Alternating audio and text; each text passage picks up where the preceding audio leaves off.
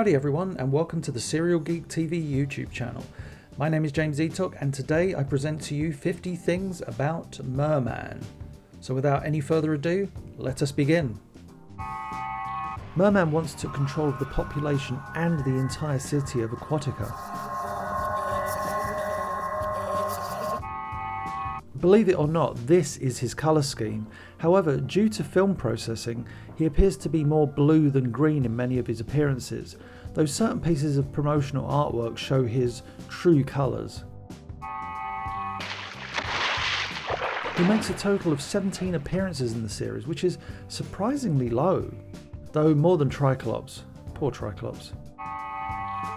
Much like Evil Lyn, he failed to appear in the She-Ra series. His final appearance in the series actually prompts the first log rolling event on Eternia, which Fisto utterly fails in.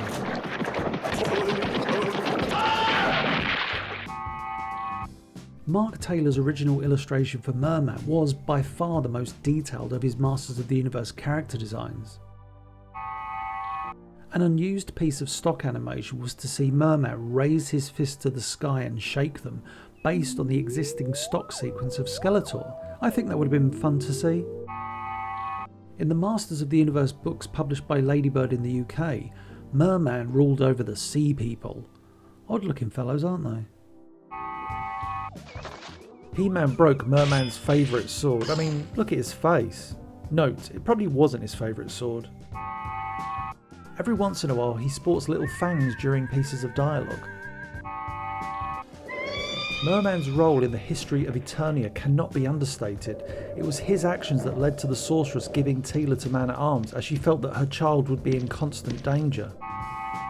Due to his aforementioned actions, this meant that he and Man-at-Arms had a rivalry, but sadly one that was not explored outside of the classic episode Teela's Quest. He was one of the few characters to appear in the original Filmation Castle Grayskull commercial, though his action scenes were sadly deleted. Boo. Amazingly, he had the know-how to build a pair of pretty impressive mechanical sea monsters, although the most powerful man in the universe made short work of them, much to his chagrin. He quite understandably makes this expression when He-Man places the variable high-frequency oscillator down his furry pants. Speaking of the variable high-frequency oscillator, he cannot stand the sound it makes, and I can't say I blame him.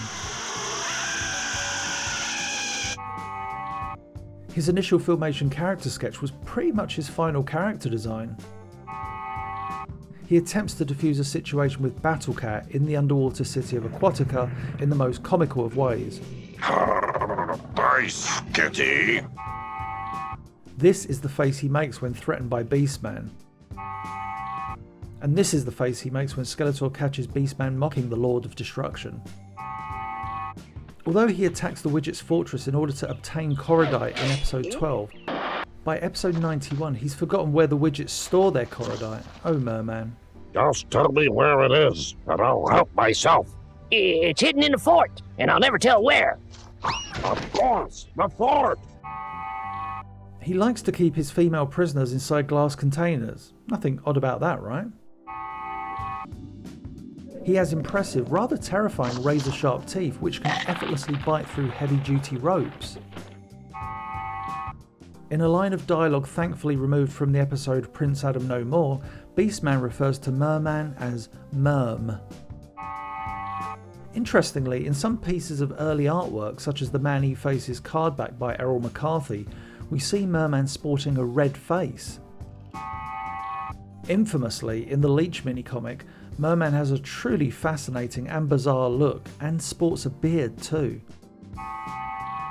According to Whiplash, Mer-Man apparently gives off a rather unique aroma, although this is the tail-thrashing henchman being mean, as Mer-Man had just previously stepped on his tail. Oh, stop whining! Speaking of Whiplash, Skeletor uses he and Mer-Man in a rather unique way to traverse the oceans of Eternia. When Mer-Man's feet are bound, he wiggles his toes and makes another amusing expression. The 1987 Masters of the Universe UK annual had a little trouble deciding on which head they should illustrate for Mer-Man, Both of these illustrations come from the very same story. On one occasion, He-Man suggests that Mer-Man, Beast-Man and Trapjaw join the circus. Ever think of going into the circus? Put me down! Sometimes he would wield a very bland-looking trident that could fire concussive blasts. I personally feel it could have been a little more on-brand, at least reflecting his yellow costume. He is, of course, at his most powerful when underwater, though He-Man is always able to defeat the Ocean Warlord with relative ease.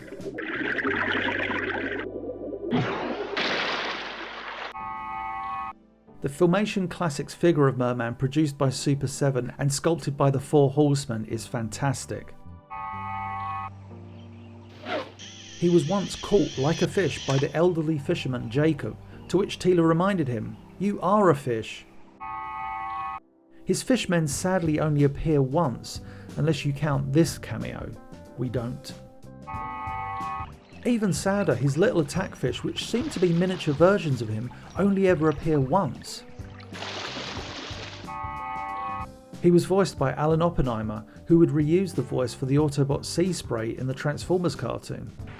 Nothing here to report, Prime. Just supervising a little cleanup operation.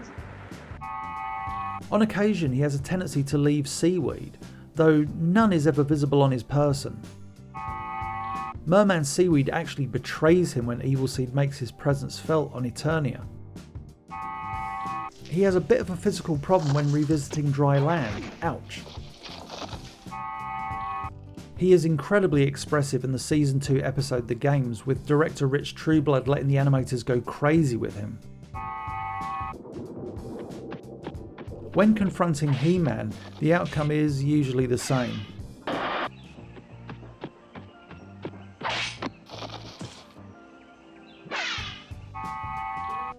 Understandably, the animators on occasion had trouble illustrating his intricately designed head. Mer-Man, the Warlord of Water, master of fish, lakes and streams, to quote Skeletor, only takes telepathic control of two water-based creatures, a Spidersaur and the Kraken, throughout all of his appearances. He actually uses the Crimson Pearl to control Bakul and the Pearl of Power to control the people of Aquatica.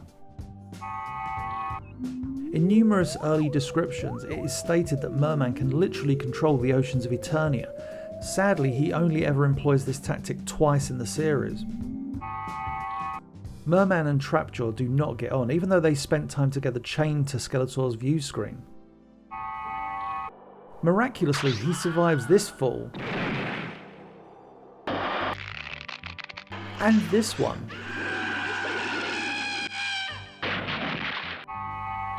Mer-Man's dive into the water reminds us of a certain Lord of the Jungle.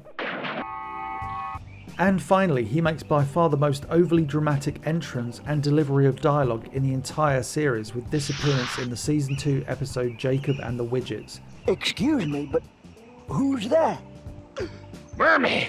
Yes, it is I, Mer-Man!